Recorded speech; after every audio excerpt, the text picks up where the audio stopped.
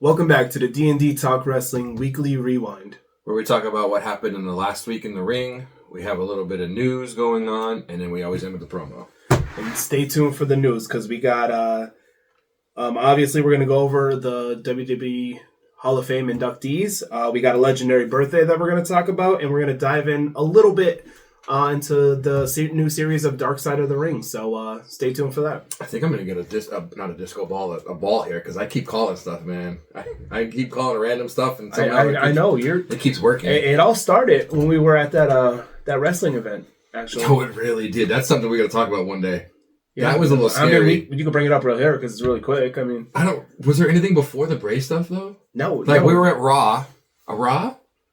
It wasn't SmackDown. I think it was SmackDown. Yeah. Whatever we were at, they were going to commercial, and I looked at him and I went, Bray Wyatt. And yeah, because the lights were out. Yeah, but the lights were out just for like a package or something, and then that's when they started doing like the bunny stuff. Yeah, and I looked at him and I go, Bray Wyatt. And then as soon as he said Bray Wyatt, they started playing the music and the creepy stuff, and everybody around us was like, "Oh!" the guy in front of us was like, "Yo, what do you know?" I was like, the lady behind us was like, "I don't know leaving." nothing." Yeah, it was because and then there was something else that happened that night too that I like called it immediately. Yeah, I don't remember what it was though. While you're on this little kick, what's those lottery numbers? I was gonna say I should go play the lottery. Maybe I really should. Maybe I'm really thinking about it. You know what could be the three? Their combined weight. Of the Hall of Fame. Of the natural disasters. Yeah. Obviously it's in the thumbnail, so it's up there. That'd be actually I might go play those three numbers tonight. They're 851. Yeah. There we go. If they come in, I'm done. We don't play. I'm done. That's it.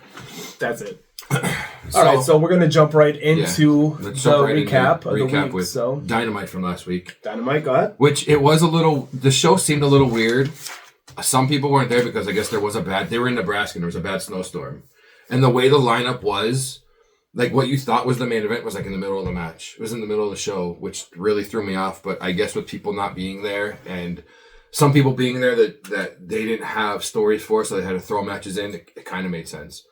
But it started off with the number one contender match for the AEW International title with Ricochet, Orange Cassidy, Speedball Mike Bailey, and Mark Davis. Mark Davis got pinned with a roll up, shockingly, number one of the night, by Mike Bailey and Ricochet. So it's technically now it's a triple threat at Dynasty with Mike Bailey, Ricochet, and Kenny Omega. I think it's gonna be really good because even the ref would hold one guy's hand up, then he would hold the other guy's hand up, and he was like, they both pinned him, so they're both going in. But I like when they do that. I like when they do things like that. It should be a really good match. Yeah. Next Next was the TBS Championship match of Mercedes Moné listen, you do versus Billy Starks. Mercedes retained by submitting Starks with a statement maker. I don't think I showed you. There was a disgusting. It was like a corner power bomb where like Monet landed right on top of her head. That looked bad. Oh, do you mean that she botched? No, it wasn't a botch. It was the actual like. You want to talk about botches? I think there was a botch in this next match though. The disgustingness that I sent you. The third match of the night, which I thought would have been the main event, was the AEW World Championship Street Fight of Mox versus Cope. My back hurts looking at this. So they had obviously it was a street fight. So it started out outside because Mox always enters from like either outside the arena or like through the crowd. So he was coming out from the outside, but they started out there. But then it just started going to like they pulled out I almost called him Edge. Cope pulled out a 2x4 with like nails in it that he calls. I don't know. I don't think he calls it Janus because that's what Abyss called it. Maybe. I don't remember. But regardless, it was in the ring and he suplexed Mox onto it and it stuck into his back. And oh, God. Oh, my God, it was disgusting. And then... seeing... Did you see the part of them trying to pull it out? Yeah. And his, like, skin pulled? Well, I saw the one clip where Wheeler was in the ring and Mox, like, leaned his head back and was like, go do this. Yeah, he's like, go do the spot. Because they were supposed to... I don't think it was supposed to stick into him like that. Yeah. Because when they pulled the ref ended up getting it out, yeah. His skin pulled, and I was like, oh, my... And for him to finish the match, first of all, it's amazing. But oh, my God, like, I can't... As soon as I saw it, and then when he stood up... and it was still in his back, I was like, oh my God, this is disgusting. Okay, so let me ask you a question that I was wondering myself. So when you see things like this, do you think it could go one of two ways? Do you think this is bringing back like an era of wrestling that a lot of us grew up like loving, like the ECW type stuff? Or do you think that it's like doing too much? I don't think it's doing... sometimes he does too much, because literally he could be in a singles match and he'll just start bleeding. And I know he was in CZW before, like WWE and all that, and that's what it was. It was basically like ECW, like death matches all the time. Yeah. There's sometimes where, he could be doing too much, but like a street fight like this, no. Well, see, like reading online, I was reading a lot of comments about it, and there was a lot of people that were saying negative things. But in this particular setting with a street fight, it's. I don't want to say it's perfect. Right, I didn't want to say that either, because that's what I was going to say. I don't want to see other people take that bump. But I don't think it was supposed to stick in him. I think the setting was fine for it. No, I think it was fine for it, yeah. Especially like the big like blow off between those two. Like, I don't know. But I saw a lot of like back and forth, so I think this is the end of them, because there's other stuff going on, because near the end, the interference, obviously, I mean, not interference because it's a street fight, but like the Death Riders came out, so Pac, Claudio, Wheeler was already out there, and then FTR came out, so they were all fighting on the outside. And Mox won with a bulldog choke to Copeland. They left, and like after the match, Cash Wheeler was in the ring talking to Copeland, because Willow was there too because of Marina Shafir, so the two girls. But Willow was in the ring, Cash Wheeler was in the ring, and Dax Harwood was in front of Edge and Copeland, and he's like this, and like that Hardwood smacked his hand out and walked out. So I feel like there's kind of a heel turn there. I don't know why he like obviously he was probably disappointed because they don't want Mox to hold the title because it's like in a briefcase and he's like doing whatever. But for the heel turn and I'm hoping they don't break up FTR. Like, I'm not an FTR guy. I am. But I don't see them breaking up, but I can see how Hardwood is trying to turn face a little bit. But I don't get it, because then they were arguing. FTR was arguing on the outside, but I hate when they break up tag teams. Especially I feel like wrestling needs legit long-standing tag teams. Right. Like if they do it like the Usos, like I know they feuded, but like now they're kind of like, I don't want to say they're back together. I didn't think that was going to be him on Raw. I heard rumors of who a lot of people thought it was going to be, but I'm glad they were back together on Raw. But still, like I hate when they do that. Like, no, I don't like it when they broke up the Dudleys, when they broke up. Like, I don't know, man. Well, even the way they broke up the Dudleys was stupid, because Devon went. That's when the brand split was, and Devon went to SmackDown. Yeah, that's and what Bubba, I mean. Like, Bubba stayed on Raw. Like, that's stupid. I know some tag teams. I mean, they're a trios, but even when they split Big E from the New Day. I know tag teams sometimes have to split. Like, it's best for their careers, but like, I don't know. I like them better together. I'm a big tag team guy. I'm a big tag team guy. But like I said, that was weird that wasn't the main event of the night, because there were still two more matches. The next match, which I don't think was supposed to happen, because Ospreay is still technically hurt from his cage match, but it was Will Ospreay versus AR Fox. But like, there was a tweet beforehand, because Tony Khan loves tweeting, and he tweeted like, "Oh, there's a bad snowstorm, but like, there's a lot of people still here." And Ospreay retweeted it and was like, "I'm here, coach, put me in," even though he's still really hurt, I guess, from the cage match. But it's him versus AR Fox. Obviously, Will Ospreay went to Hidden Blade. He's supposed to be going up against Moxley. Well, he's joining the Owen Hart tournament, which they didn't announce yet, but that's going to be something that we'll talk about in the news whenever that does happen. But I could see Ospreay going against Mox at like an all-in event. That should be good. That should be a good match. The main event of the night, which really threw me off, Chris Statlander versus Megan Bayne. Megan Bayne won her Fate's Descent, her little F5 finisher. Tony Storm was on commentating, and Tony Storm like got into the ring and they started fighting, and she's like, "You're one big bitch, you know that." But she's like, "But I'll still take you down." I think that match was announced for the next pay-per-view. I don't think it's for this week. It might be for this week even. I don't really remember. But that ended Dynamite. I think there were supposed to be more matches, but I think with the bad snowstorm that Nebraska had, a lot of people didn't go. There's a thing. Actually, I should have put it in the news that I didn't. Mox drove 12 hours just to get to that show. Because whatever flight he was on was canceled. Yeah. That's crazy. He drove 12 hours, had that match, took that spot. Yo, that spot, God.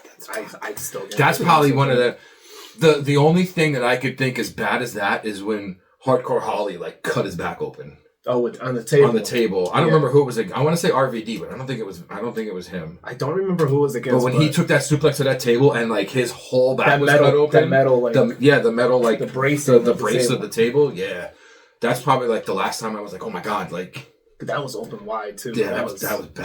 That was real bad. So I guess we're going to move on over to SmackDown now. Yeah, lay the smacketh down on your.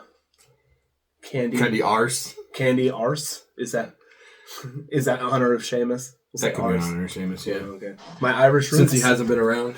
My Irish roots. It is your Irish roots. Yeah. We celebrated that last week. Yes, we did. Did we though? I said shout out for St. Patrick's Day. Well, we should have had a bunch of potatoes on the table. I watched the video the other day, and this guy was making Irish guacamole. And I was like, the hell is Irish guacamole? Mashed potatoes? Halfway through the video, I went, oh, he's making mashed potatoes. I feel stupid. I felt that's so funny. dumb. Oh, no, that's funny though. Halfway through the video, I was like, "Oh, he's making mashed potatoes." I'm an idiot. But you were like legit sitting. I was like, "What the hell is Irish guacamole?" And he's doing whatever, and then he put the mashed potatoes in or he put the potatoes in like one of the big like dough mixtures or whatever, and I'm like, "Oh my god, he's making mashed potatoes." I'm so stupid. But I still watched the video to see how they came out. They looked really good. Did they really? Yeah. But I was like, you can't go wrong with a good mashed potato. No, I'm going to call them Irish guacamole from now on. I think. In the honor of wrestling, mashed potatoes has been a face. Mashed potatoes is a face. Its whole career. Yeah. It'll never be a heel. It'll never be a heel. I don't think you can make it a heel. Mm-mm. Not at all. Not at all. So let's move on to SmackDown, shall we? We start off with Randy Orton coming out, and then Kevin Owens coming out after. Basically, KO said that... Obviously, KO's wearing the Orton shirt.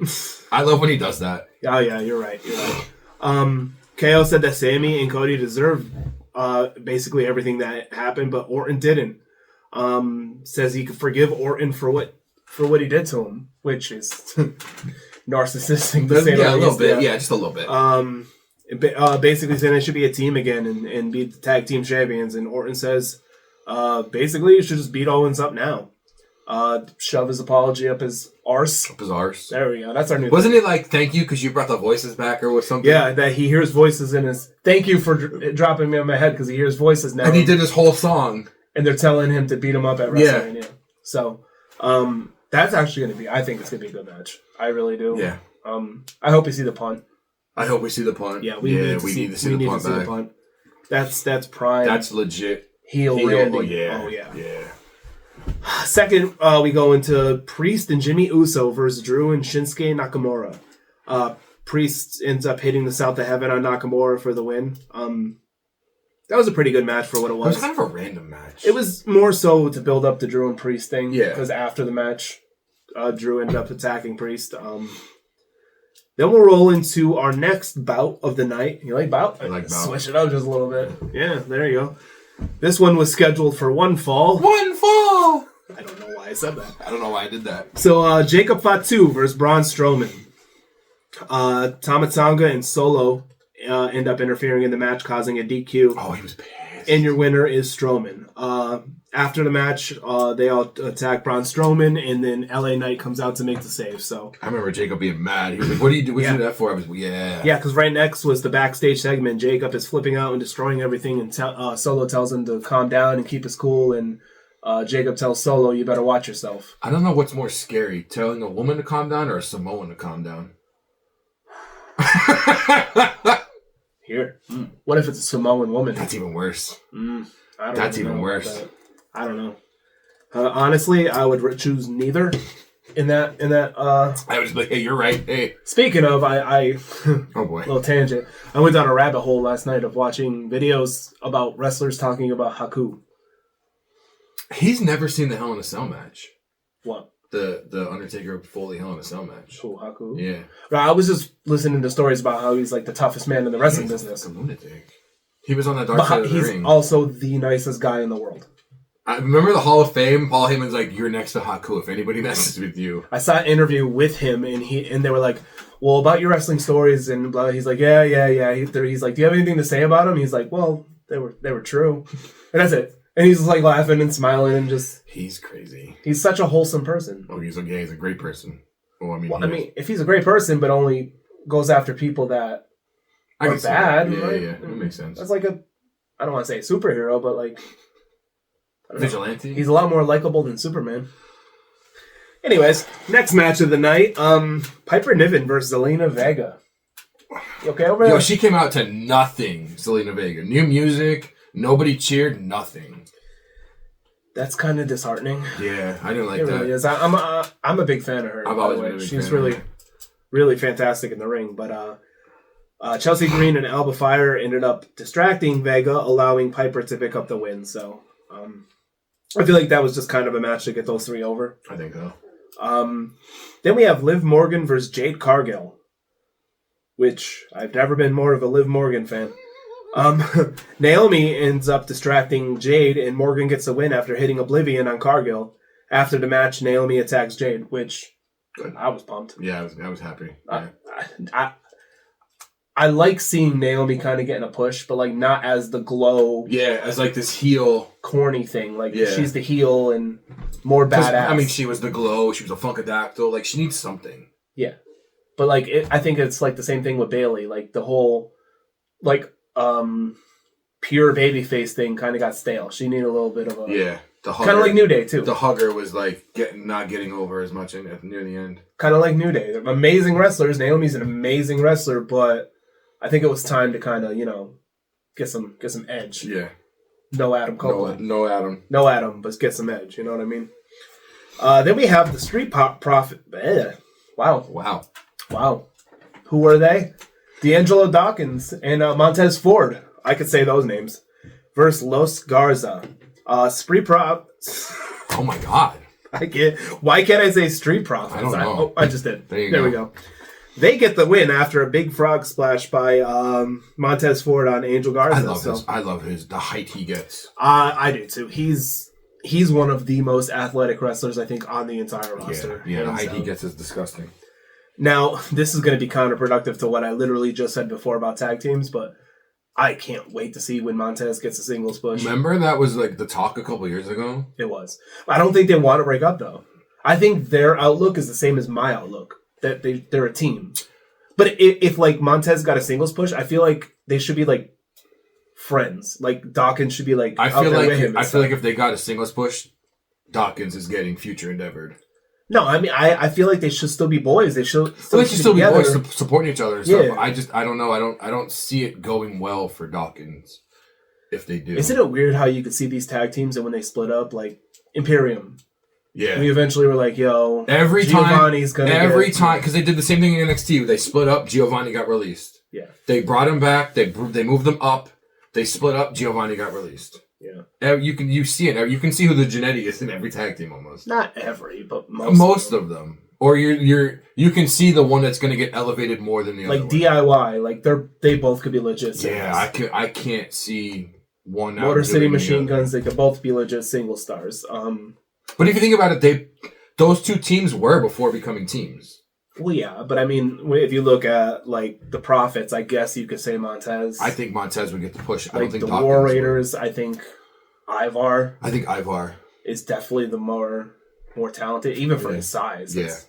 Always reminded me of Bam Bam Bigelow. That's fantastic. Yeah, he kind of actually does. So to close out the night, that we have the Roman, Seth, and Punk. I watched this part on its own like 5 times. Yeah, I did too. Just like highlights that Seth said him and Roman can't coexist but wouldn't exist without each other. I thought that line was amazing. There was a lot of good lines in it. Because like that's so true. Yeah. They can't get along because, my boy Seth had to take what was his, you know what I'm saying? Take what was his. He sold out. He became champion eventually. He sold out to Hunter.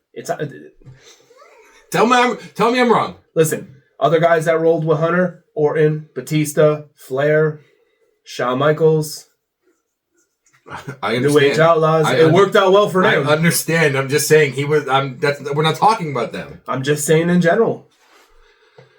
Okay. All right. He's an architect. That's fine. He had to build where he was going in the wrestling world. Okay. And he built it. That's fine. And he's there. All right. But I still think he's going to lose at Mania. But yeah, it is what it is. Yeah, I think he's gonna lose at I'm Mania. not going to lie. Anyways, what I also liked about that segment was Punk reminded Roman that Heyman still owes him a favor. He turned around to Heyman. Heyman's like, "Whoa, not here, not now." So still like, I think it's still gonna be. I think he's coming out with. I think Heyman's coming out with Punk at Mania. I think that's the favor. I like the long-term storytelling though. So what's the favor? What is it? Like obviously it's not a title shot because he holds no cards with Cody or. It's been what, November, October? When was all this out? Not all this out. When was Survivor Series? Usually like October, November, something like that. So it's been going on for 4 months. It's been going on a while. 5 months that you still owe me this favor that nobody talks about. The one little spot I like from that too is how like they all ended up pointing at the Mania sign. Yeah, at random times. But it was like they like Roman's beating them both up, and then he's going, and then Seth's beating them both up, and then he's going. I did kind of like. I did. I like how Punk was like, neither of you can beat me without the other one. I was like, oh, that's a good one too. Yeah. Overall, I thought it was a pretty good show. I'm really excited for that triple threat match. That's gonna be go. That could main event a night. I hope it doesn't though. I don't think it will. I think need to have the main event is the world titles. No, yeah, obviously, but that could make like there's some matches or that we're thinking like if Naomi and Jade are one, obviously that can't main event a night. That can main event a night. If we're having these multi-man tag matches that we're both thinking is going to happen, that can main event night one. There could be a lot of main events. That's what I like. There's so much talent. They're really cool. I think obviously night two main event is going to be Cena and Cody, but I think there's so many matches that can main event night one. Let's not even in just WWE, but there's so much talent everywhere in wrestling right now. There really is right now. It's such a resurgence, and that son of a bitch Cena wants to ruin wrestling for all of us. Yo, he said it himself. Yo, when he said on Raw, I'm leaving with the title, I went, oh my god, bring back the spinner title. I was like, yo, bring back, because he started talking, I was like, bring back the spinner title. Like, yes. The minute he said, I stood up and I was like, yeah, there's my title, yes. I mean, I love the Cena heel stuff, but that spinner. Do you mean that spinner? I'll throw it out the window, I swear. It's getting kind of old, I need a new belt. Big gold? I like the big gold. I love the big gold. I like the SmackDown tag titles. I like the SmackDown tag titles. I really like those titles. I don't know what it is. Or the Winged Eagle belt. The Winged Eagle belt. Yeah. The Smoking Skull belt. If you had to buy one belt right now, what would it be? Any belt they're selling right now? Yeah. Oh shit. Does this include like the legacy belts they're selling? No, just active belt. Oh, any active belt right now? Let's not go in history or nothing. Honestly, I don't know what I call the SmackDown with the SmackDown tag titles. I'd go with the World Heavyweight Championship from Raw. I just like that belt. I don't like I think the W is too big in it. I know they're doing it as big gold, but I think the W is too big in it. I think the W is too big in the Undisputed belt. Okay, obviously it's literally the whole belt. Honestly, too though, the this is gonna be weird. The Women's United States on NXT. I like the white leather belts. I do too. And that's I like when the Intercontinental when Cody brought it Cody brought it back as the white. I really like. I don't know what it is about the white leather, but I like those belts. Yeah, what is it about white leather that you like? I don't know. That's something for another episode. We need one of those couches to sit down with. That's one of those therapy sessions we need to have. Are you talking about therapy, or are you talking about the other shows on the couch? Whoa! Hey now. Hey. That's never mind. Let's move on. Let's not cast off of our path. Wow! Shout out. That's a good one. All right. So what do you got? Let's move on to Collision. Collision was weird this week because Collision is on TBS. So they did, usually it's 2 hours Saturday night, but they did an hour Saturday night and an hour Sunday night because of college basketball. So you could kind of see like where it was trying to go because it felt like Saturday night was more stacked than Sunday night. But Saturday night started out with a TNT title match of Daniel Garcia versus Adam Cole. Ended in a 20-minute draw. It's always, anytime I see Adam Cole in the ring, it's great because he's got a dead guy's bone in his ankle.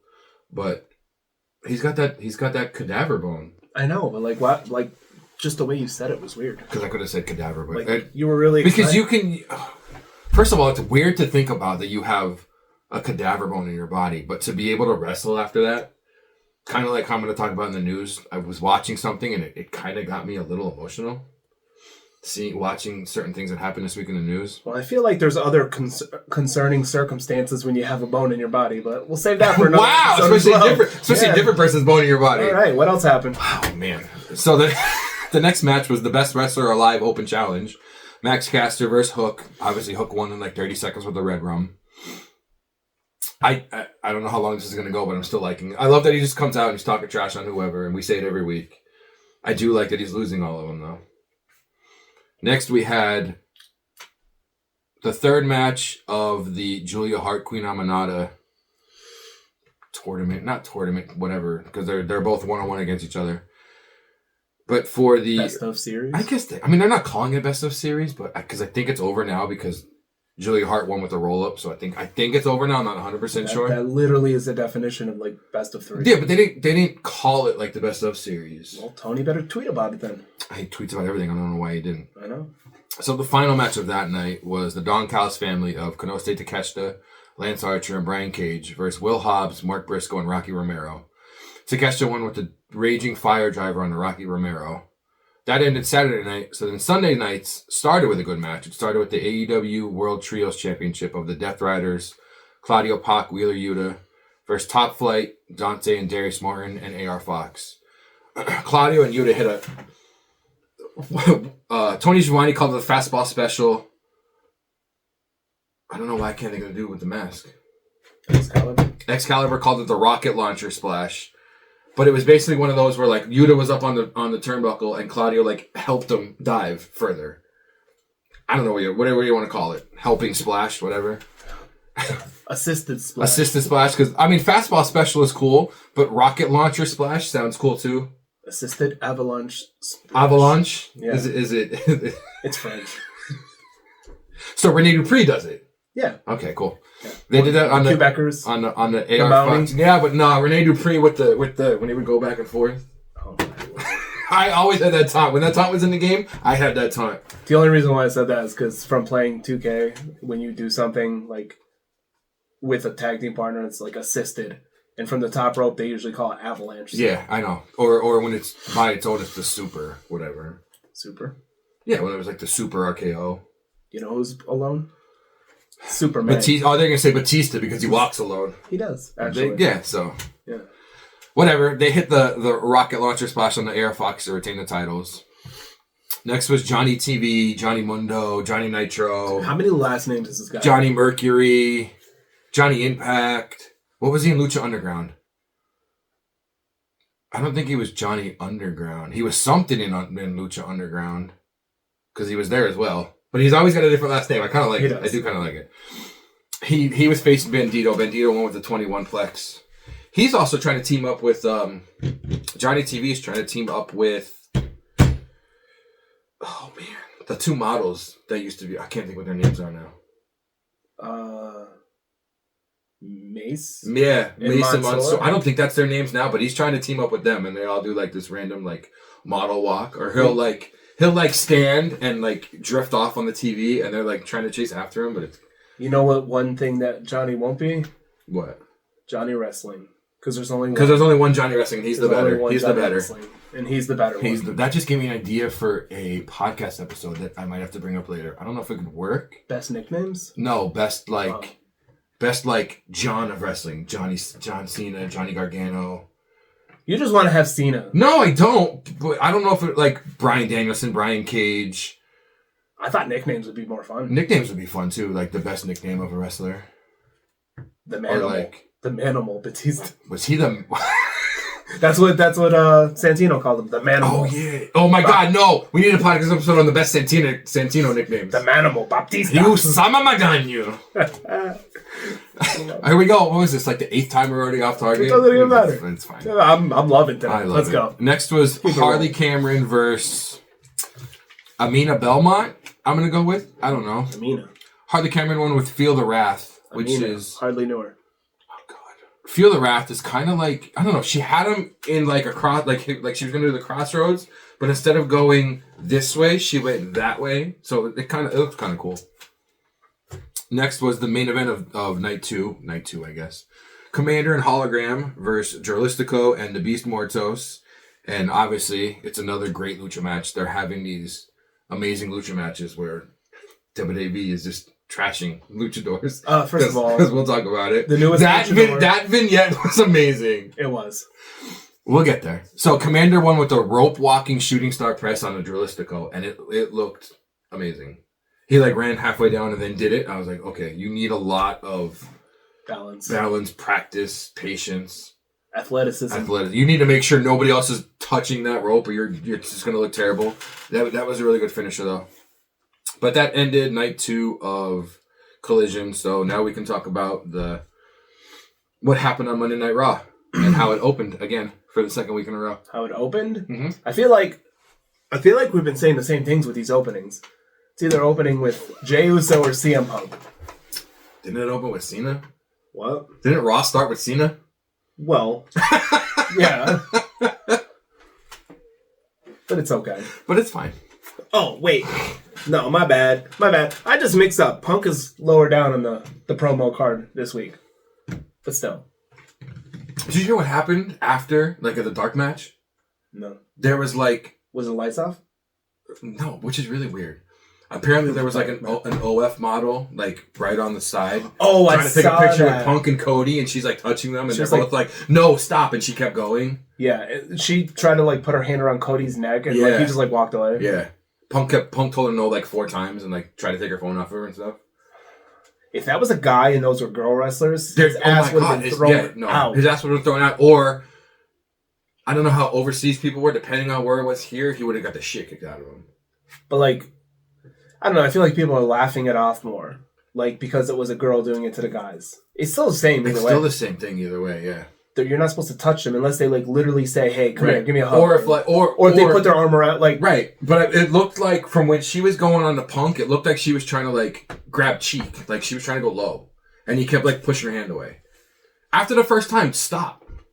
Yeah, when, you know, I don't want to sound like a cliche here, but no means no, right? And, like, this is going to sound even worse. Maybe she was like, hey, it's the end of the night, they're going to throw me out, whatever, it's the end of the night. I'm not going to miss anything, but still, regardless. Yeah, that's even worse. Right. It's just, I don't know, I thought it was a bad look. Listen, wrestling fans, I'm going to go into a quick promo here. Stop ruining it for us. Yeah, please. For all the good wrestling fans in the world, you have your dumbass ones that bother people at airports, that show up to people's houses, that do this shit during the shows. Stop ruining it for everybody. Like, I don't even know. We're going really off tangent today. That pissed me off. It was seeing the video, and then, like, some people would, like, let it go. They're like, it's just a fan, whatever. But once it came out that she's an OF model, they were like, no, she needs to stop doing that. What's the difference? There's no difference. There's no difference. Just like you said, if it was a guy or a girl, there's no difference. Either way, you need to stop that shit. And, like, I just hate when fans try to ruin it for innocent people. Like sporting events. The fans who get drunk and fight. Like, why ruin it for everybody else around you just because you're an idiot? I watched... This is going to be super off. I think it's A&E has, like, Stadium Lockup now it's called. And at least the first episode, I don't know if it was the full season, was based on the Cleveland Browns, like, security and all that stuff. And it was a Browns-Cowboys game, so there was a lot of, like, fighting in the crowd and stuff. But why? All you're doing is ruining it for everybody else around. And there's so many kids around, too. Right. What's the point? It was right at the end of the episode, a Cowboys fan was like, he kept going down to talk trash and then coming back up. And security's like, you need to go sit, like, you're causing a ruckus, you need to do this, that, whatever. And, like, actually, I guess that was, like, field security, but then, like, actual stadium security came and they, like, he wouldn't stop. So they tried walking him out, and the whole time he's talking trash to every fan, and they're just like leave. They're asking you to leave. Just get out. That's because he's a Cowboys fan, and Cowboys fans are terrible. First of all, I was gonna say that's because you can't give stupid ass people alcohol and expect them to act right. I don't know. He didn't seem like he was drunk. I don't know if he was or not. Have you been to a game? No, obviously. I've been to a Cowboys. Yeah. I've been to a Cowboys game in Philly. Well, you have to be drunk to be a Cowboys fan. I wasn't drunk. You have to be an alcoholic in general to be a Cowboys fan. You want to keep taking shots at being a Cowboys fan. That's just because I made little comments about your little lover, Clark Kent, a.k.a. Superman, a.k.a. Super Bitch. How about that? That's fine. What happened on Raw? What happened on Raw? Yeah. Oh. Because now it's Cena's promo starts off by saying Superman's a piece of shit. No. So Cena starts off with a promo playing into the crowd, basically like he's been doing, brought up He brought up the kid from last Yeah, week. brought up ripping into that kid. That was really good. Basically saying he's going to win the 17th title and that we're all going to forget about Ric Flair. That was a nice touch to put in there because, like, everybody loves Flair. Yeah. So because Flair even came out and said, I don't care what I need to do. I'm going to make sure you don't win the title. Saying he's going to ruin wrestling for all of us. Like you said, take the belt, retire with the belt, bring it home, take it home with him, take his ball and go home. I think that's what needs to happen. That's literally what CM Punk did. I was just going to say that's what happened to Money in the Bank. But I think that's what needs... I still don't know if I want Cena to win or not. If he does win, he needs to not come back. Unfortunately, he's already advertised for Backlash next month. Not next month. The month after WrestleMania. Whether he wins or not, I don't know. But, I mean, I think he's going to lose it before he retires, though. I don't think he's going to retire. I don't think he's going to retire with it. I think when he loses it, that's going to be like his face turn. I don't think he's going to win it at Mania. I think if he does win it, it's going to be somewhere down, like SummerSlam. I see him winning at Mania. That's for our predictions. That's for another week. Cody ends up interrupting, and he said that he's taking the belt.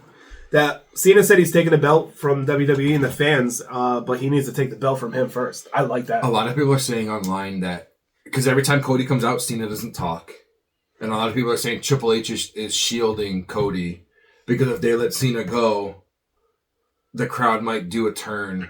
I don't know, man, because I've seen Cody's work in other promotions, and Cody could go too. Cody can go too. There's one in. I don't know if it's Ring of Honor or Impact, where Steve Corino, he's doing a promo with Steve Corino, and he's like, "What's the stuff you used to say to my dad?" And he's like, "Don't look at the champ in the eyes or something, or don't just." And then he said it to him. And he goes, "How does it feel?" And I'm like, "Oh, like there's promos where Cody." See what I need to see happen though, because if that's true, if they're holding Cena back a little with this Cody thing, I want to see Cena and Punk feud, and I want to see them go at it. Because think about it, it's only been 2 weeks. The last 2 times or 2 weeks. When Cody comes out, Cena has not said a word. I think a Cena and Punk going at it, all bets are off, no holds barred, like microphone stuff. That's some of the stuff Cena said some of the stuff Punk said this week too. I was like, oh, he's doing a little shout outs, little callbacks there. A little bit. All right, so the first match of the night was the Usos versus A-Town Down Under. All week, and I was hoping. Did you hear the rumors all week? It was going to be Joe Hendry because they were in his home country. That would have been cool. If it was Joe Hendry, I was going to pop. But then Jimmy came out, and I was like, no, I like this more. Okay, this is better. Well, you know why it wasn't Joe Hendry, right? They didn't say his name. He did not appear. No, he didn't. Theory's hit with the 1D, and the Usos get the win. So it was nice seeing that back. Yeah, seeing the 1D. Yeah. Next, we have the WWE. We got to talk about what happened after that match because I don't know if it was I don't know if it actually supposed to happen or not. How do you feel about when obviously Gunther came out, whatever, but then Jay was gonna go do like a spear or something, and he slipped. Do you think he was actually supposed to slip? No. Or was it another like botch? No, I don't. Wait. Was it a botch? Was he supposed to slip so they can continue with the story of like, yo, you're losing it, or did he mess up again? No, he didn't mess up again. I feel like they added that because of everyone talking about because everybody's talking about that one botch. Everybody's talking about the dive from last week. So now they're saying that not only that Gunther beating him up every week, but now it's getting into his head and he's making especially mistakes. the whole backstage segment with him and his brother. Yeah, I feel like it was. I think it was one botch that was that dive, but then after that, because I feel like if it wasn't talked about all week, that wouldn't have happened. But because it was talked about all week on Twitter and Instagram, wherever else. They were like, hey, we need to throw something into this match to make it. And that's another thing that about Triple H staying in tune with what's happening, like what the fans are talking about on the internet. Okay, so you're going to say that he's botching? Okay, so we're just going to use that. Right. Gunther's in his head now. I'm glad Triple H is doing a lot of this stuff. There's something in the news that I guess Triple H let people do that. I'm really glad that this regime, if that's what you want to call it, he's letting people go out and do other things. The regime? I mean, if that's what you want to call it, I don't know. The Triple H era, the TKO era, whatever. Is he being cerebral with his assassinations of the Vince McMahon regime? Is. We're not supposed to say that name. Oh. Vince no, that's the podcast part. So Voldemort. We'll give a little preview. So for the podcast, we're doing our favorite matches of WrestleMania from WrestleMania 1 to 20. Yeah. There was a couple where I've been reading through and I went, this could be a good match, but The one guy in there we're not talking about on this show. So there was one. Yeah, there was one or two where I was like, I won't let his name slip up. Yeah, I was like, like I said it that one episode because of whatever reason, but I'm like, I don't want to put him with favorite, best, anything. No. Let's just say that. Glad he didn't kick out. That's all I'm saying. Yeah. Let's move on. Before we get too deep here, this is gonna be the dark side of D&D. Whoa. Pause. Oh, hey. Well, I can already see that the rest of this day is going to go fantastic. Speaking of dark, it got a little cloudy outside. Anyway, it's supposed to snow today, apparently. What? I got warnings on my phone this morning that there's going to be a little snowstorm. Oh, man, if it snows, we're going outside. We're recording, catching snowflakes. That's fine.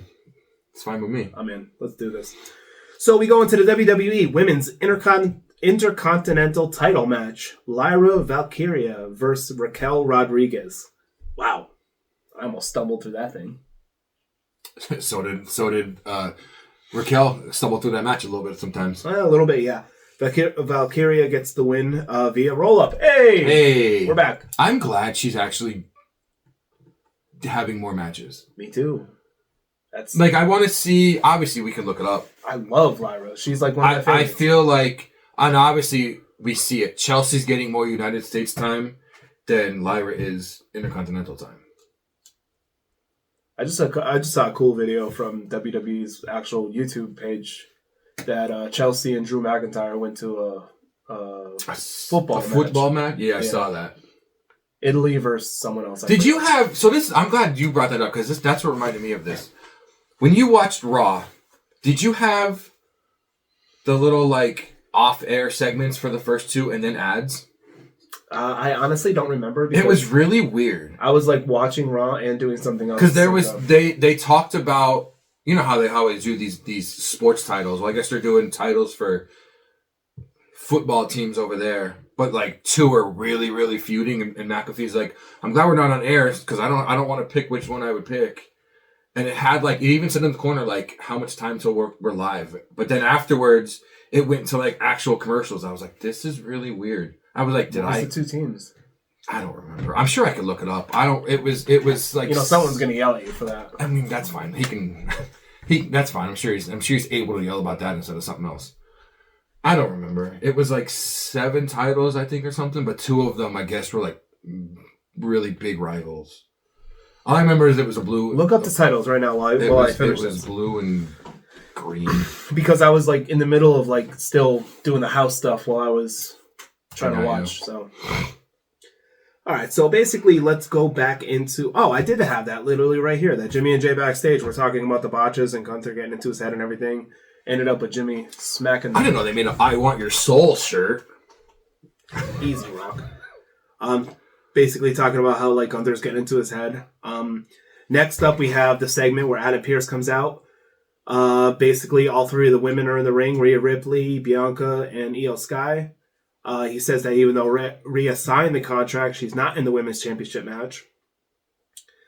He says next week on Raw, Rhea gets her championship rematch, and the winner fights Io at Mania. After that, all the girls brawl. Then another backstage segment that basically solidifies Bianca is the guest referee for the women's championship match. I don't know how to referee. Well, you got a week to figure it out. I want to say these are the titles, but I don't remember. I swear there was a green one on the screen. Maybe it was Chelsea and Manchester. You have Tottenham. You have Chelsea. You have Man City. Yeah, boy. AC Milan, Inter Milan, Borussia Dortmund. We got PSG, West Ham United, Rangers FC. That's Drew's favorite team. I know that. Rangers. And then Aston Villa. So it was something with the Rangers then, because McAfee was saying something and he was like, I don't want Drew to hear. Oh. But I swore the other title was a green title, but maybe I'm wrong. You know what I'm not able to see here? Arsenal. I don't see that team. Jeez, I wonder why. Because they suck, that's why. Yeah, I really wish, I can't remember what it was, but he was like, maybe it depends on where they were at too. What was the team from where they were at? They were just at like a Nationals game. So they were like literally like No. Where Raw was at. Oh, where Raw was at. Maybe it had something to do. I don't remember the actual segment. I just remember McAfee being like Glasgow. They were like no. It was yeah, no, they yeah. weren't. Were they in Glasgow? Yeah. Yeah, you're right. Yeah, because Lyra made the comment in one of the backstage interviews that like Scotland and Ireland are... Because it was something literally about the biggest two rivals. And he's like, I'm not picking. I don't want Drew to hear. I don't remember. I just thought it was something. It threw me off because I was like, am I paying for Netflix Premium and I'm not knowing it? Because it never happened before. And then they did another one like during a match. I think it was during the tag match. Those are actually kind of cool. Those are cool. I like how they're like a soccer ball in the middle, obviously. $549.99. They're almost all gone too. Dude, I mean, come on. Is it weird that they're almost all gone besides Chelsea? Don't be mistaken though, because like in America, soccer might be, but like across the world, that is the biggest. Yeah, I know. It's the biggest sport I remember Vuvuzella's season. I know. It's crazy. So after that little segment with Adam Pearce, and finding out Bianca is going to be the guest referee, we have Dragon Lee versus the greatest luchador This video on the face of the earth. I couldn't believe this vignette package they had for him. El Grande Americano. And McAfee's talking about Starbucks, and he's like, I like Venti's more than Grandes. Americano is also coffee. There's also a coffee too, yeah. That's what build from the Gulf of America. Oh my god, I couldn't believe it. I couldn't. And there's so many. There was a lot of people on Twitter. They were like, "Hey, I'm Spanish. I'm cool with it. If you're not Spanish, you don't like it. Get over it. Like, it's got nothing to do with anything." There's nothing. No, because he can't beat luchadors. That's why he has to be one. Dude, that's more this. so like I love this. That's more so like if you can't beat him, join him. I like when he's in the back. He's like, Check was like, "I'm sick. I even have a doctor's note." And he's like, "Is this elementary school when you have a doctor's note?" This is getting good. I haven't been a Gable fan since like NXT Gable. I've loved Gable. Shout out Shorty G though, I will say. That was a terrible gimmick. I know it was. Terrible gimmick. I'm liking this luchador. Yeah. That suplex to the outside too was disgusting. I just like saying the name. El Grande Americano. El Grande Americano. Gracias. I could see from an outside perspective how it might come across a little. But there was a bunch of Spanish people that were even like, "Hey, like I'm Spanish, I'm not offended by it.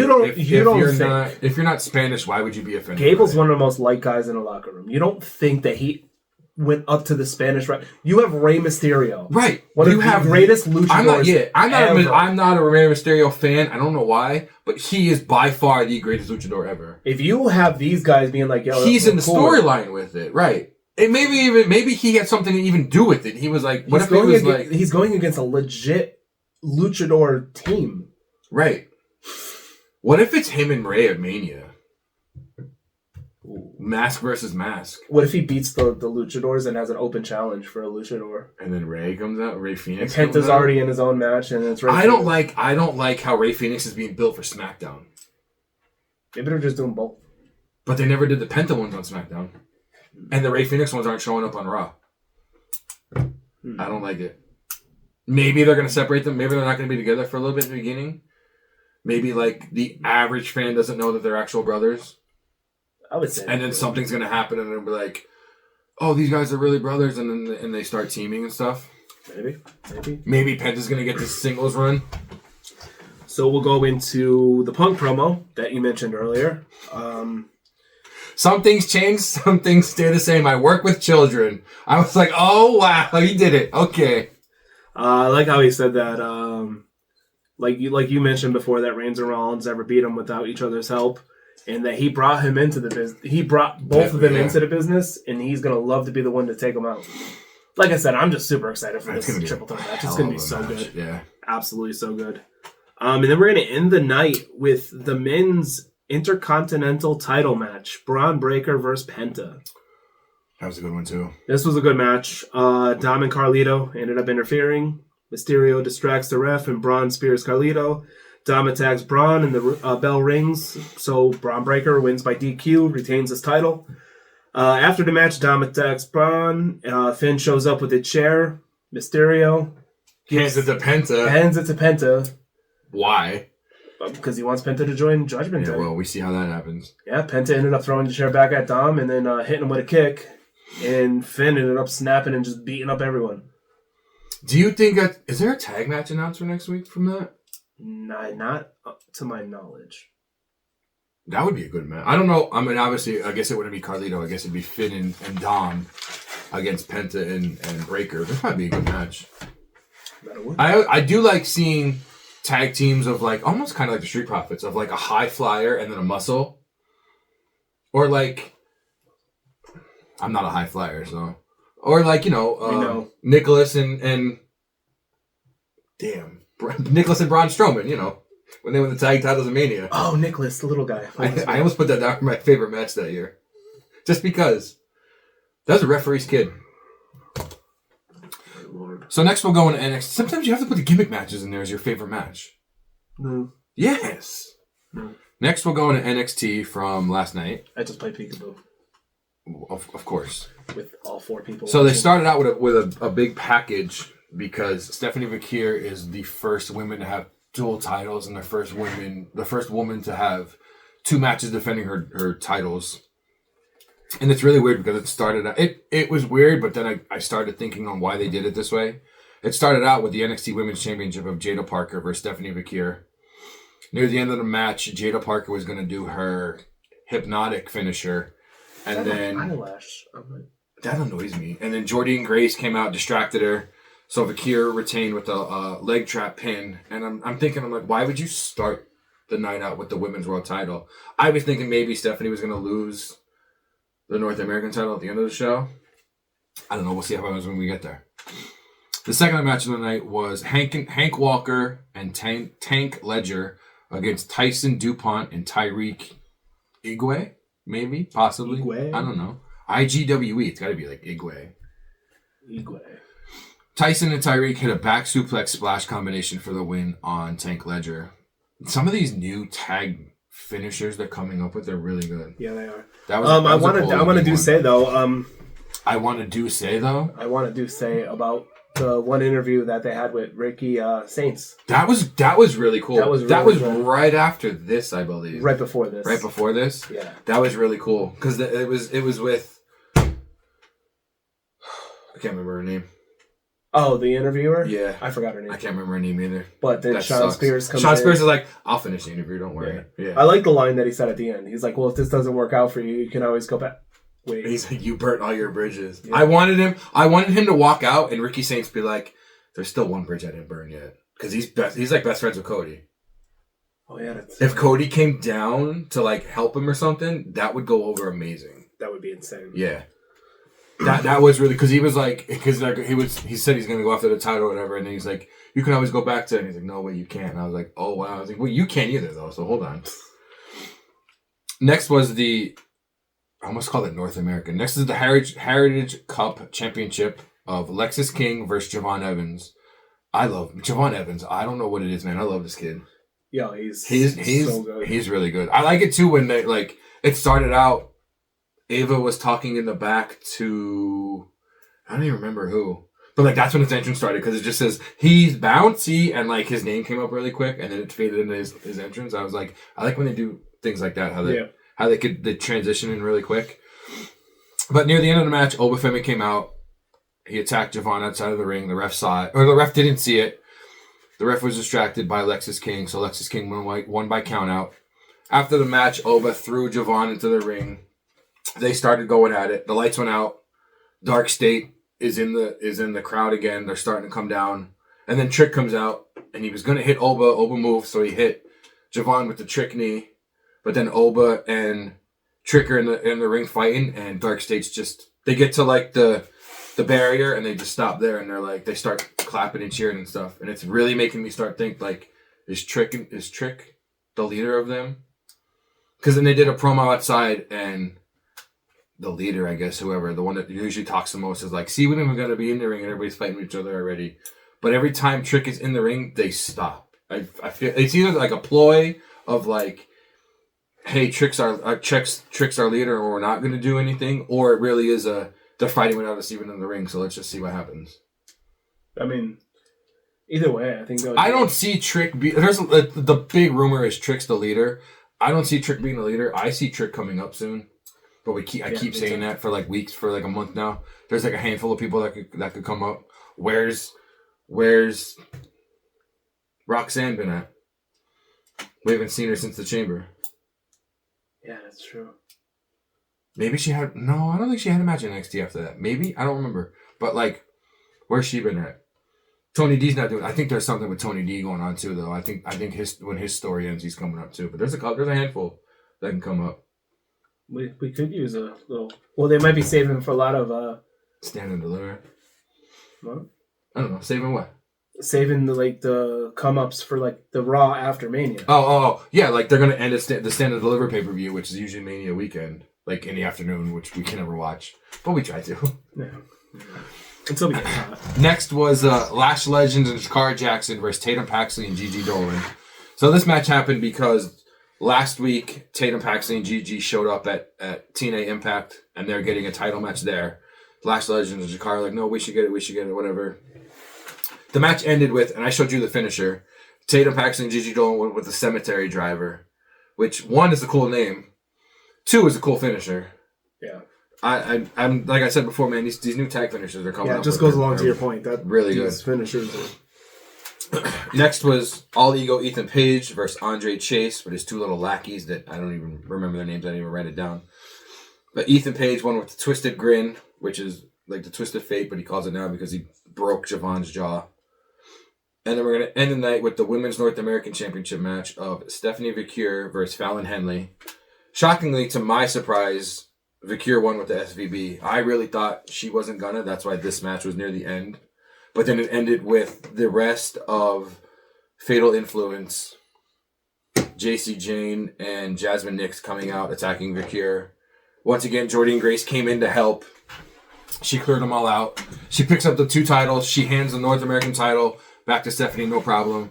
She goes to hand the world title to Stephanie, and she's holding on to it a little bit. So that's probably going to be the match for Stand and Deliver, or in a couple weeks even. I don't know. It'd be a fantastic match. That is going to be a good one. That'll probably... Oh, no, that might be Jordynne's first singles match, actually.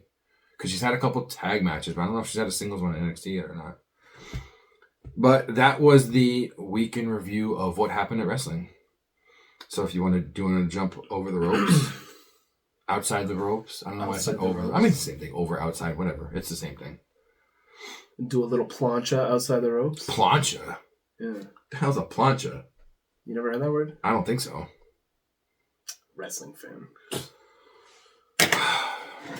What happened outside the ropes? So I think we should start the outside of the ropes segment with the WWE Hall of Fame inductees. You do that. I'm going to bring up the thing that we talked about before that has to do with this.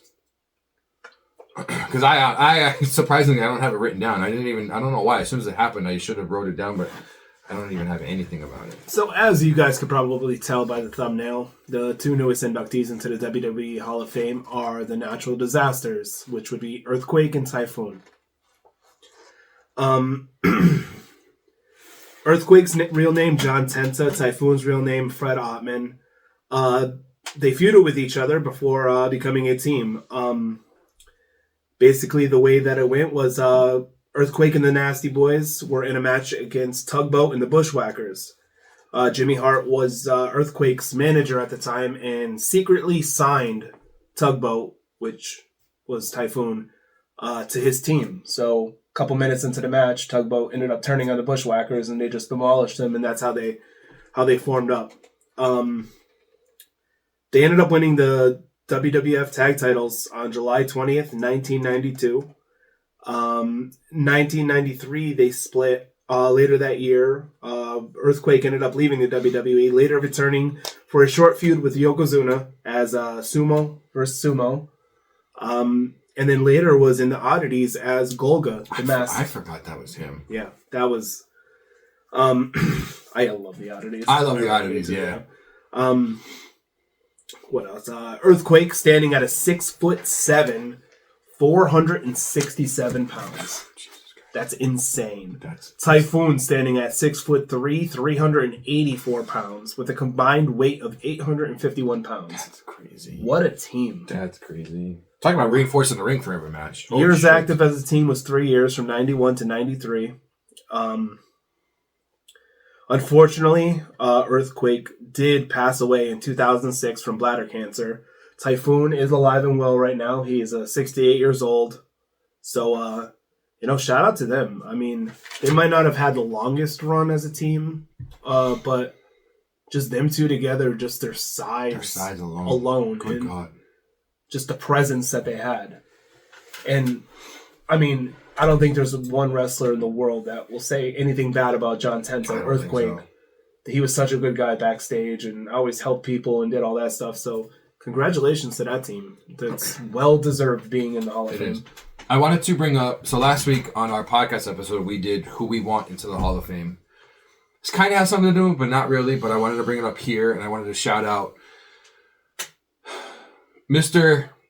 March Hollywood, because I wanted to bring it up here because I talked about the natural disasters being in the Hall of Fame, but you talked about demolition being in the Hall of Fame, yes, I did. And who we would induct and this and that, and I said, what about Crush as the third person, if not trios being inducted, he inducted him. He says, Mr. March Hollywood, which if I'm saying wrong, I'm sorry. He said, guys, Brian Crush Adams passed away years ago. I don't know. There goes our research. There goes our credibility. Where's our certificate? I throw it out. He said it's hard to choose who inducts them. Maybe Mr. Fuji, but he's not around either. Powers of Pain, possibly. But I did want to shout that out. And we are going to start doing, if you guys leave comments on this page, on this show, on the other show, we're going to do a little shout out segment. We'll put up the little comment on the bottom of the screen. We'll talk about it. But I wanted to bring that up there because it kind of has to do with the same thing. It's Hall of Fame talk. That's the Hall of Fame talk. It does. And it's like we said, we like the feedback. We like we like having that interaction. And honestly, I would say 5 out of 10 times we would have caught on to the fact that Crush has passed away. I don't know. But I think being in the moment and talking, it was like one of those things where like we're just thinking of people that related to them, and it was something that was an overlook on both of our parts. Because we did it, obviously, we did it both differently. I wrote down who I wanted to induct. You wrote down accolades. Yeah. I didn't write down accolades. You didn't write down who you wanted to induct. If you would have did, who you would see, oh, he's not here anymore. So obviously it can't be Crush. Yeah, but honestly... but it's a good shout out. It's a good calling us out. It is. And like you say, we're fans, not experts. We don't claim to be experts. We're going to be wrong maybe on some things. We're only fans. We're not... Subscribe. $25 a month.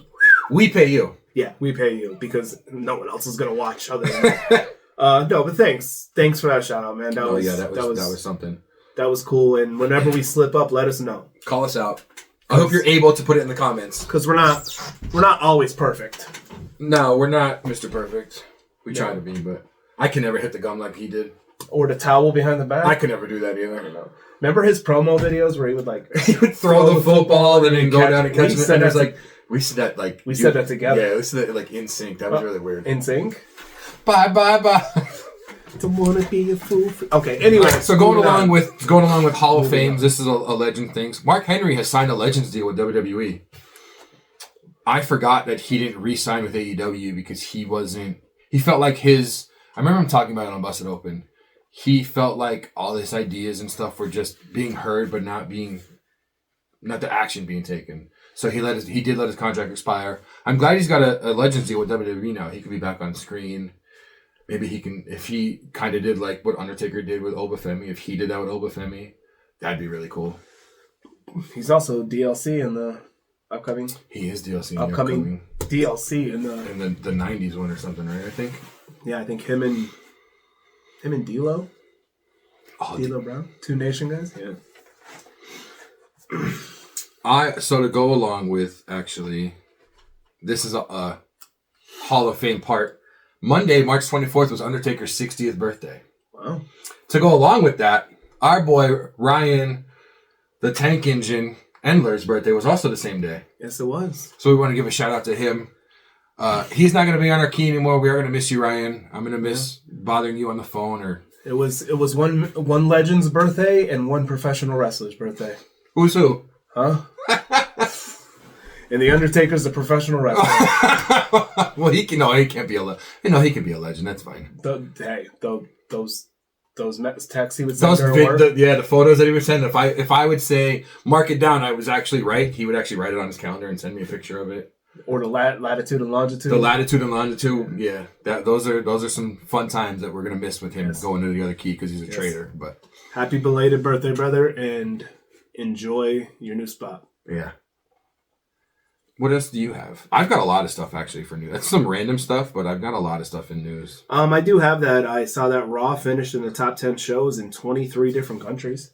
Wow. Yeah. I didn't write all the countries down. Wow. Yeah. I didn't write down all the countries because I probably can't pronounce some. Oh, there's one thing on here that I don't know what some of the abbreviations mean at all. Oh, cool. So actually, I'll go with that. All right, let's do that. Psychosis is the only wrestler to ever compete in WCW, WWE, ECW, TNA, CMLL, NOAH, AAA, All Japan, New Japan, and this is where the cutoffs like I don't know what the rest of these are. Promo Azteca, UWA, War, WWA, FMW, Portland, MLW, Portland? and XPW. Yeah, I don't know what Portland is. Maybe. I saw that and I was like, that's really... Okay, I know MLW. But I saw that and I was like, that's really cool. But a lot of these, I'm like, I don't know what the hell they are, but that's cool for Psychosis. So good job, Psychosis. Yeah, Portland's weird. Yeah, Portland's just a weird one. Wonder if it's in Oregon. It's probably not. It's another Portland. It's probably somewhere. Knowing us wrestlers, it's probably not. Not us wrestlers. Knowing us wrestling fans, it's us probably wrestlers? not. What do you mean? We're not wrestlers. And here we are. The only time I'm a wrestler is when I create myself in a video game. I mean, so we're wrestlers, yeah. And then I'm playing as myself. Amy's like, whoa, who's that? whoa. As myself, not with. Whoa. She'll look at the screen. I'll be like, hey, look, I created myself. And then she'll laugh and be like, that's not you. Like, damn. The disrespect. Damn. I know. Well, also in real life, I don't have abs and I'm not jacked. They're under there. They're there. They're just under. They're being all have abs. They're being protected. Yeah, we have a protective layer. Yeah, that's all. So all you people with abs, you're going to get hurt easier. Exactly. Not me. We have a protective layer. Not me. I got built-in armor. I'm like an armadillo. You can roll up into a ball? Huh? You can roll up into a ball? If I have to, I will. Go ahead. Let me see. Huh? What would you do if I just fell to the floor and just rolled up in a ball? I wouldn't know. I'd have to end it because I wouldn't know what to do. Do you have any more news? Do I? Yeah. I did see that Mariah May's AEW contract is reportedly up this summer. I saw that too, and then I saw after that a bunch of people were tweeting because apparently she put years ago, I don't know what Mania it was, but she put WrestleMania and like spread it, and she goes one day soon, and I'm like, I don't see it now though. I don't know. And then also I have Mina Shirakawa. Look at that! I'm so proud of you. Is expected to sign with AEW after reportedly leaving Stardom. Yeah, she officially announced it yesterday that she's actually done with Stardom and she's going to AEW. And then she ended the press conference with the Kenny Omega, which was kind of cool. I like that. Yeah. I do like that. What else do you have? I have, so this is a fun one. Dominic Mysterio and Wingstop have a partnership so that Dom can promote the new chicken tendies there. Loving it. That's not Wingstop. What? Oh, what did you think I was saying? Like McDonald's catchphrase? Yeah. No, I just meant I'm loving it. I mean, I want to know. First of all, I want a Wingstop around The here. hell with Ronald McDonald. I don't like clowns. I want a Wingstop. Why am I sitting next to you? That's not what I was going to say, but whatever. I want a Wingstop around here. Shut up, doink. I want to know. That's fine. Like, you could be dinked then. That's fine. Oh, hey. It didn't promote. Hey. It didn't say what the new tenders were, but good for Dom. He is the chicken tendy slut, so. Yeah, and he's also, the world's dangerous man. Dom? When did it? He was in prison. Oh, I forgot he was in prison. Yeah. I forgot about his stint in prison. Yeah. Oh my God. Dirty Dom. Well, he's not dirty anymore, so he must have he's kind of... He must have taken a shower. He's relatively clean, Dom. Relatively clean. Just doesn't roll off the tongue. You'll like this one. What will I like? Busted Open Radio on Sirius XM hired Tom Pescott as another... they're not DJs. They're not... I don't know what they're called on there, but now he's part of the show. Bishop Dwyer, Tom Pescott. VJs? VJs, maybe. Voice jockeys? I think it was. I don't know what. I guess that's what they'd be called. But regardless, I'm glad they're getting they got Ziggler or Nick Nemeth a year ago. Mark Henry's on there. Bully Ray's on there. Thunder Rosa. Mickey James was. I don't know if she still is. But I'm glad Tommy Dreamer. I'm glad to see he's actually doing stuff on that. Yeah, it's funny when I don't watch it, I don't listen to it as much as I used to because I'm not in the car as much anymore. But it's funny when like Nick Nemeth would be on, he was like, "Man, you guys are making me watch wrestling now." He's like, "I don't even know what happened. I don't even know what's going on." But I'll watch the night before so we can talk about it on it. So I'm like, "Bro, what are you doing?" What else do you have? I don't have anything else. I took up most of my space here I've got a lot. Well, not a lot. I've got a couple more things. I don't believe you. I don't like this. TNA fired Gail Kim. Huh? It was first reported that I just didn't write that down. It was first reported like her and a couple other people were going to be let go, and then literally like an hour later it says TNA has fired Gail Kim.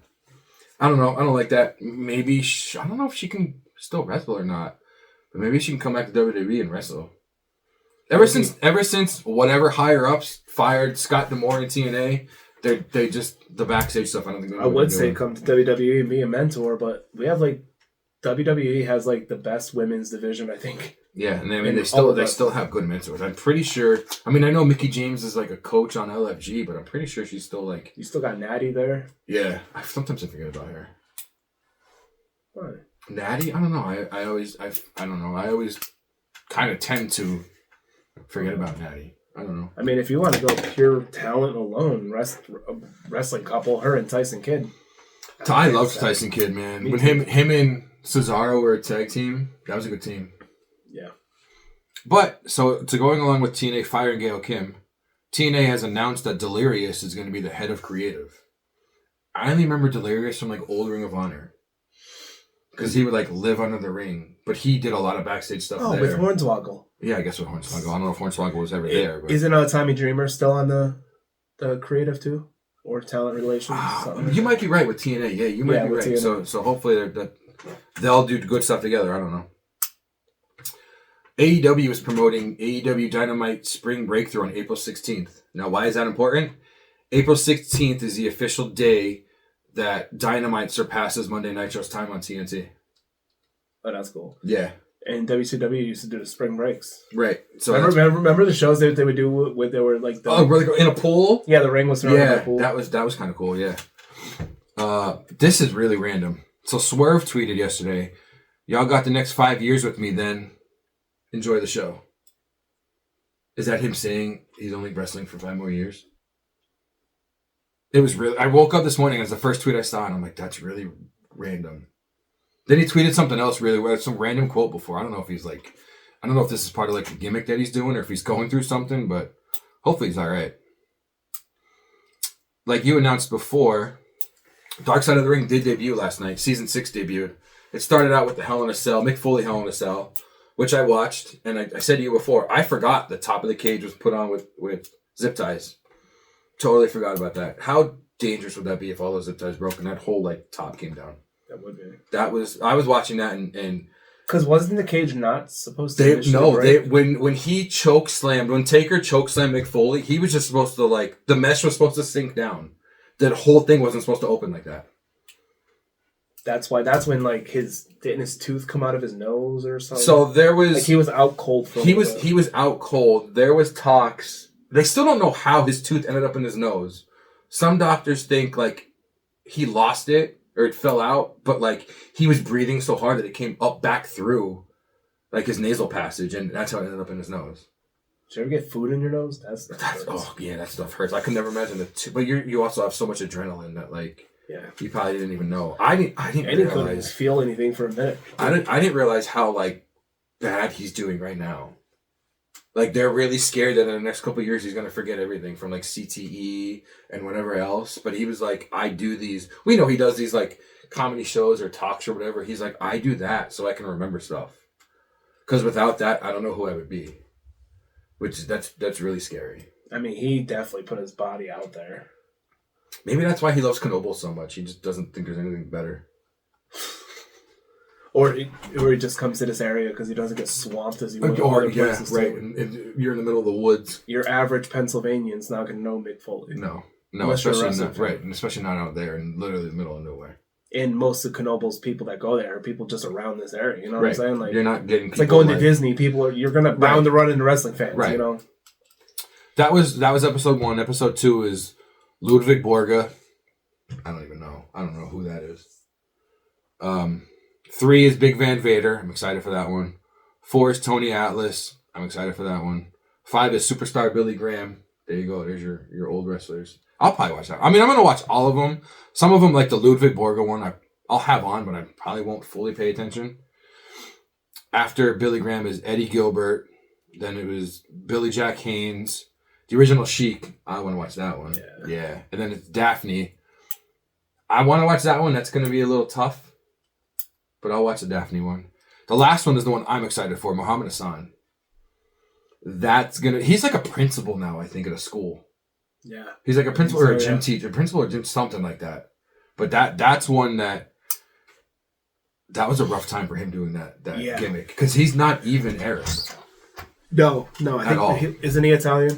He might be Italian. I think he's Italian. Something like that. Yeah. The last part of the news, it's a big part, but the last part I have is over the weekend, the benefit for Bay occurred, which is a whole show for Chris Bay, who was a TNA wrestler that broke his neck back in October, I think. Yeah, back October 27th. He's only 29 years old, and it's really scary to think of a wrestler that broke their neck that young. This event was ran by SFW, which was, I guess, Carrying Cross's company. And then he kind of, from what I'm hearing or what I heard, it was kind of Cross's company, or he was at least like the headliner for the company. And when he left to go to Impact or WWE, he kind of gifted it to Bay as like his company. Not like Triple H status, but more of like, you're going to be the guy that runs it. You're going to be the guy that does whatever, that, helps promote it, does everything. But the card was kind of interesting, which is why I said before about I'm glad Hunter's letting people do other stuff. So the card was Chris Bay appearing, Ricochet appearing, a video from Rob Van Dam and his wife, which I didn't write her name down, which I can't remember. A video from Rey Mysterio, which is really cool. There was a match of a lot of guys that we know, a lot of guys that obviously we don't because it's just an indie company, but Rhino, Jay Vidal, Bodie Young versus Ari Daivari, Alex Zane, and Nino Black. Then it was a scramble match of TJP, Frankie Kazarian, Danny Limelight, and Gregory Sharp and Ice Williams. Then there was a fatal four-way match of the Rascals, the Unguided. These two tag names I really like.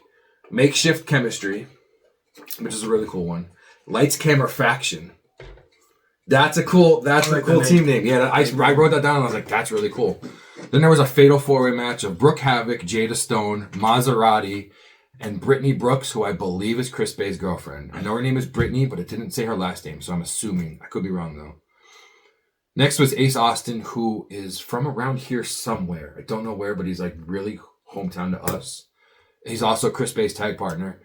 He was wrestling Johnny TV, or I guess he could be Johnny FSW that night, and Leo Rush in a triple threat match. Then was Brian Cage versus Rich Swann. I saw clips of that match because remember Rich Swann used to do the dance. He did it in the middle of the match, trying to do like the lockup with Cage. So he kind of had Cage dancing with him, which was it was kind of cool. Next, in the main event of the night was Karrion Kross versus Alexander Hammerstone. After the match, Chris Bay's girlfriend got to like the Titantron, I don't know, the stage. She came out with flowers, and then Chris Bay walked out by himself, and that is the third time he walked by himself since the accident. He got into the ring. He thanked Kross for being there. He thanked Hammerstone for being there. People were chanting Bay's house. So Swerve came out and Swerve was like, it can be Bay's house for now. Once you're better, I want your first match back. I want your first match back to be with me.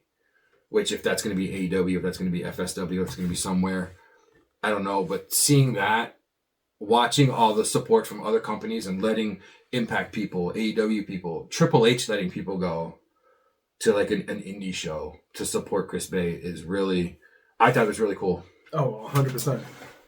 Along with that, I was watching this morning, Chris Bay was on Chris Van Vliet, The Insight. So it happened October 26th. They were in the main event of Bound for Glory. October 27th, when they do their Impact tapings, is when he broke his neck. Him and Ace Austin had a tag match against the Hardys. They were going for a finisher combo where Chris Bay is known as the best, having the best cutter. But we know, like, Orton's got the best cutter. But regardless, he says he's known for doing the best cutter. So their finisher combo is Ace Austin, like, kind of elevates him or throws him off his legs to do a cutter. He was going to do a cutter to Matt Hardy.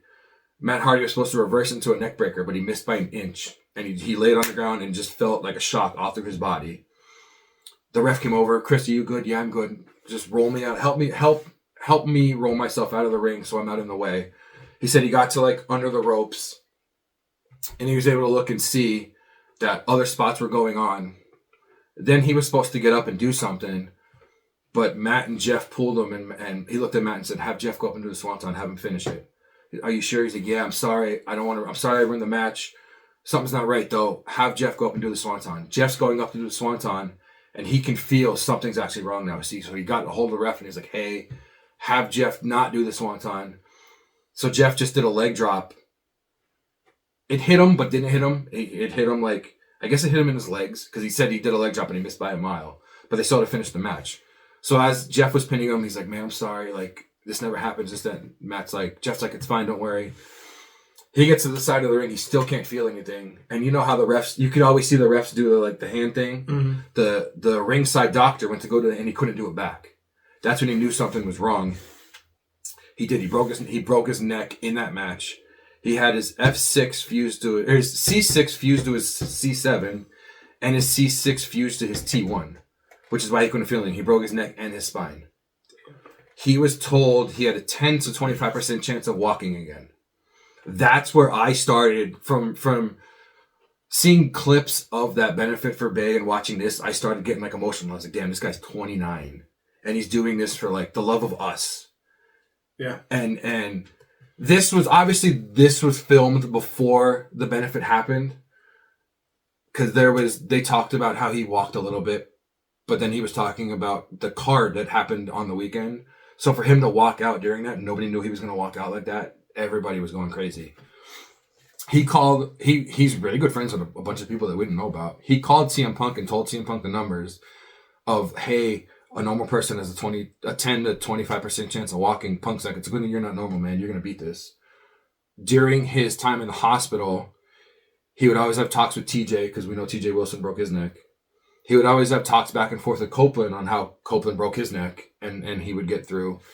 He's getting better. The interview ended and he used to bench 325, but now I think he said he's starting to bench 95, but he's starting to bench. Like he's starting to get feeling back.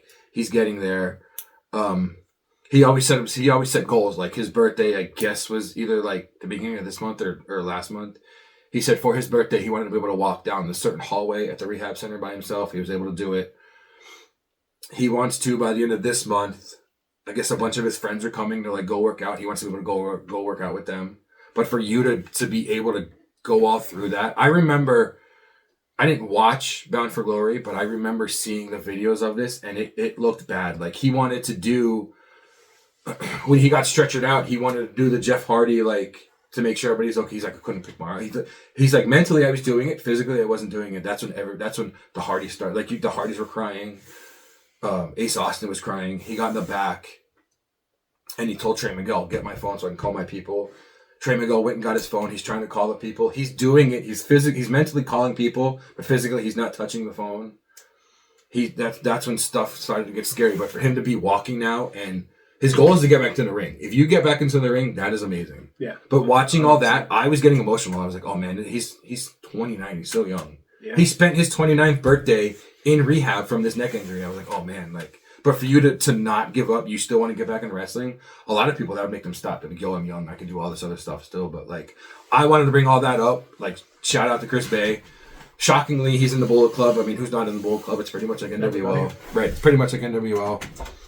He has some good matches. I've seen him. He had a match on 205 Live, actually. They talked about it. And they were gonna, I guess he was gonna get a contract, but he didn't take it.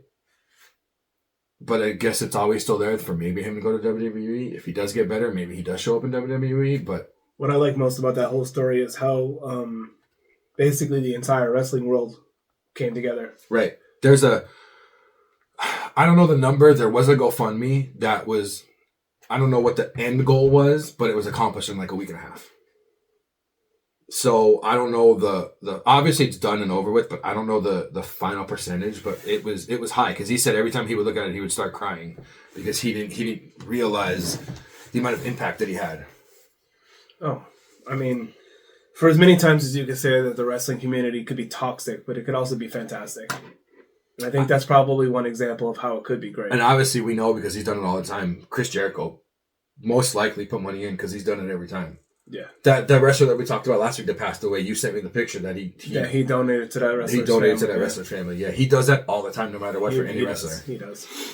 One of the GOATs. He is one of the GOATs. Even though everybody tells him he needs to quit, but I think the stuff he does outside of the ring is more important than what he does in the ring.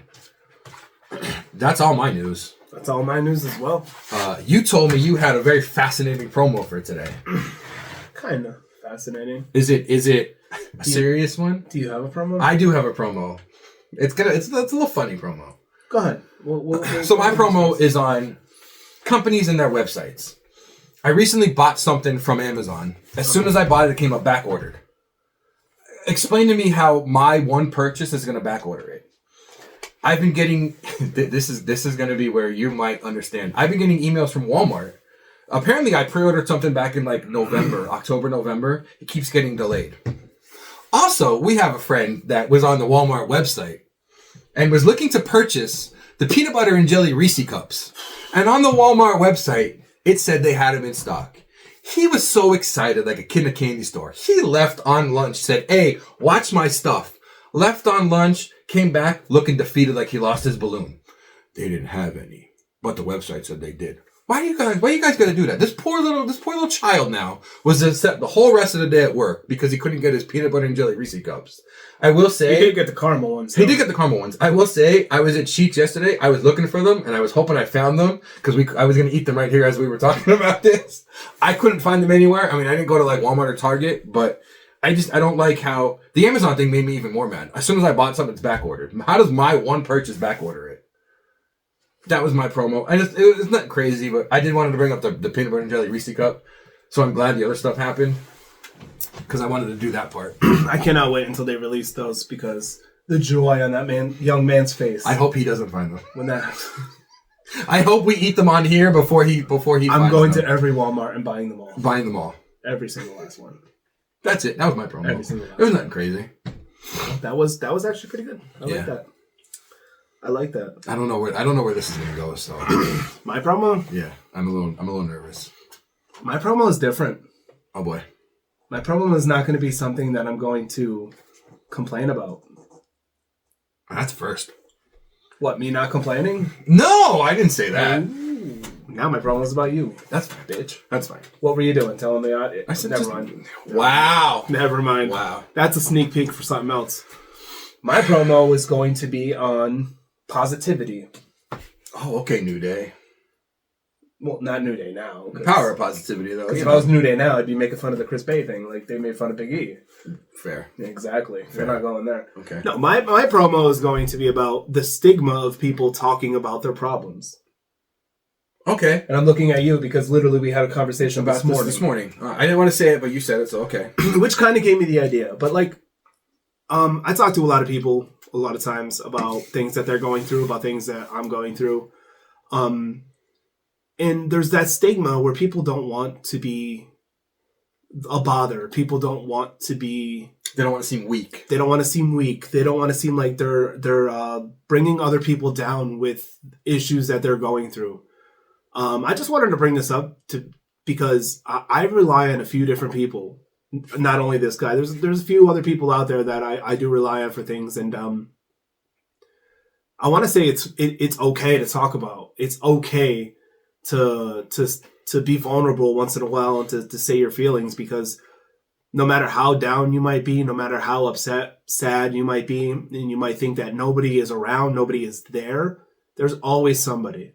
There's always at least one person who cares, and most of the time there's going to be one person that's actually going to be able to help and make that difference. I guess my promo would just be against the stigma of people not wanting to, like you said, for a lack of a better word, to look weak or look frail. But we all go through it, and we all deal with things our own way.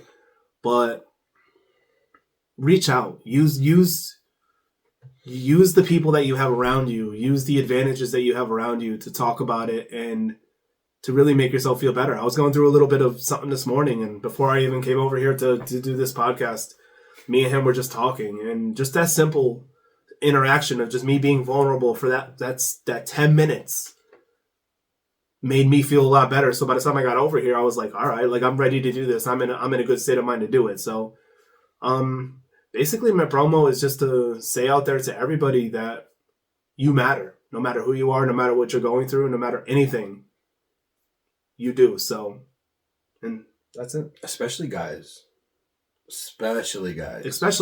I mean, we're told like we need to be strong, we need to be this, we can't look weak. And I didn't want to put it into like a certain gender because I know both sides of the no, tracks, both sides, 100%. But like for women, when they like to be, when they're vulnerable and when they're coming forth for help on something, there's not as much of a stigma as I guess you could say as a man doing it. Me talking about my feelings, me being upset, sad, even crying about certain things, shouldn't have any negative connotations added towards that. Like, what is it that you're weak, you're a wussy, you're gay? Like, first of all, how is gay an insult? Gay is a lifestyle choice that there's nothing wrong with. Right. You know what I mean? Like, if you're gonna call me gay and I'm a happy person, then I mean, screw that's it. Used to mean happy. I don't care. Like, you know what I'm saying? Like, that's not an insult to me whatsoever. Right. But yeah, no, just mental health in general, and men's mental health too, because that's not really talked about that much, and we don't usually get too serious on these topics. But this was something that was kind of like, you know, kind of dear to me because I told you, like, I just had a bunch of stuff going on the past couple weeks, and I felt like I didn't have a release. You know what I mean? Like, my fiance is going through the same like stuff, the same stress. I didn't want to bother you with it, and then I came to the conclusion, I'm like, I'm not bothering you. And then I tell you, bother me with it. I mean, you're not bothering me with it, but I do the same thing to you. Yeah. But me literally doing what society says to do, and you told me, hey, don't take that route, which is leading me to telling other people, like, hey, just don't take that route. Just rely on the people that you have, because not everybody in your life is your best friend. You don't trust everybody in your life, but we all got a couple people, handful of people that actually really do care. So yeah, I wanted to keep it a little more positive. Look at us being serious for once. Look at that. Yeah, we can do that sometimes because it matters. It does matter. It matters for us to be the way we are. We got to be in the right state of mind. I mean, well, I don't know if our right state of mind is a right state of mind though. No, technically not, but you could tell anytime that I'm not myself. You can because I'm not the idiot that everybody knows. But, you know, I just want to spread a little positivity out there. Just, you know, we matter. Everybody matters, no matter what. Even if you think you don't, we do. You're right. To somebody, to something. Who knows? You might stick around long enough to make a podcast that 11 people watch. That's 2 of them, including us. Yeah. It got like 50-some views, I think, last week. We're getting there. We're doing good. Which, if we're just rewatching it. I don't know if it counts. Does it? I don't know. I've tried looking it up, and it doesn't say anything about that shit on repeat. I don't even care. I don't want to interrupt the serious stuff. I will. And it was kind of like over. So I do love you, and you can always whatever, you know that. I do want to say, and I'm glad you brought up the viewing thing, because I thought of this the other day. Because we said in the beginning, oh, we're not going to worry about views, we're not going to worry about this, we're not going to worry about that. I think we might start, because we want to get serious. Obviously, I mean, we're serious with this. We're serious with other stuff, but we want to get good with this. We want to get serious. Yeah, we actually care about the podcast. We do it as fun, but I was thinking about this last night, and I should have brought it up this morning, but I kind of forgot about it. And then when you started saying about you might find a podcast that you like, I've been getting more and more into the watching. I've been doing this. Obviously, you do the thumbnail. I do the title and the description. I've been as I'm doing this. You do some editing too, right? A little bit. Sell yourself. It's not crazy. I've been. Now, when I watch YouTube, I read people's descriptions because I felt like at one point in time that really didn't mean anything. But me making the descriptions makes me read more descriptions. So what I kind of want to do is, and to get people to join in with us, I'm going to try to put in, and it might be this week, it might be next week, I think I'm going to start it next week. I might try to put in a little message in the description of like, if you comment this and comment a friend, and the friend comments this, we'll do something. We'll do something for you. We'll shout you out. We'll do something special for you. It was just something that I thought about, and it's because as soon as you said about the podcast, because we want to get more people, we want to have more serious talks like that. It's not necessarily that far off of what I just said, because I just said to be open and talk about your feelings, and that's part of growing, and also us learning about this podcast is also a part of growing as content creators. And that's kind of weird calling ourselves content creators, but technically we are. Technically we are. You're right. We really are. We're coming for you, Joe Rogan. I would say we're influencers. Oh, I don't know about that. That might. There's that line that we talk about. That might be a little over the line. All 7 people might follow what we do. But listen, we have 30 subscribers now. We're getting there. We're doing good. That's good. 3 months ago, we had nobody. 6 months ago, we just talked about this, and it was a year and a half ago. We talked about this. Granted, 30 of those subscribers might be like the 29 made up YouTubes I made, but still. And the other one's the one YouTube that I have. Right. I mean, out of the 30, 10 of them might be us, but still, like we're getting there. We're growing. Well, without dragging this episode on too much longer, and not ending on a somber note, because that was kind of I wanted to be more positive about it and just let people know. I'm not gonna lie. When you said I have a little different of a promo, I went, oh man, it's gonna be my "You look like a Marvel fan" promo. No, which I will say that I don't know how to say it, so that's fine. We're not worried about it. So it keeps getting brought up once in a while. So before we end this, because we've been going on for a hot minute here, I do want to say one more thing. Oh boy, about growing as people and about acknowledging people. I want to say, you know what? Congratulations. What did I do? On getting the Associate in a Month award. Thank you. You got to be proud of it, bro. You work decently. You get by, and they put you over. They finally put you over. Finally put me over. You finally. I got the pop. I mean, I didn't get a pop, but they finally put me over. But I just want to say congratulations. Thank you for that. It did. I don't want to say I was shocked because all of us were. I kept joking about it, but like there's certain people that were like, "Hey, you deserved it." Even Gummy Bear was like. Because she was one of the other ones nominated, and I called her on the phone because we needed to do something, and I was like, "Hey, you should have won it more than me." And she's like, "Shut up, you deserve it. Look at everything you're doing. I don't need to be here at the desk, but you need to be there all the time. You know what you're doing. Look how better it's getting. Like you deserved it." And I was like, "Thanks, Mom." Like I kind of did, I guess. But I kept telling people like I didn't deserve it, and they were getting mad. They're like, "Yeah, you did deserve it." Stop being modest.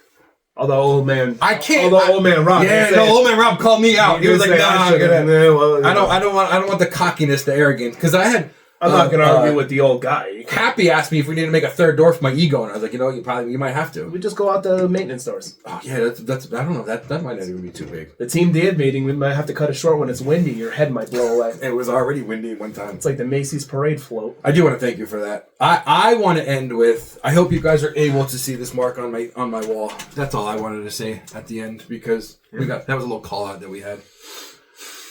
That was a little call out. I'm gonna put a happy face there next week. That could be the smile of the face. Well, once again, like we always do, we want to thank everybody for tuning in, everybody for watching, and just being on this journey with us, just helping us grow as people. Yeah.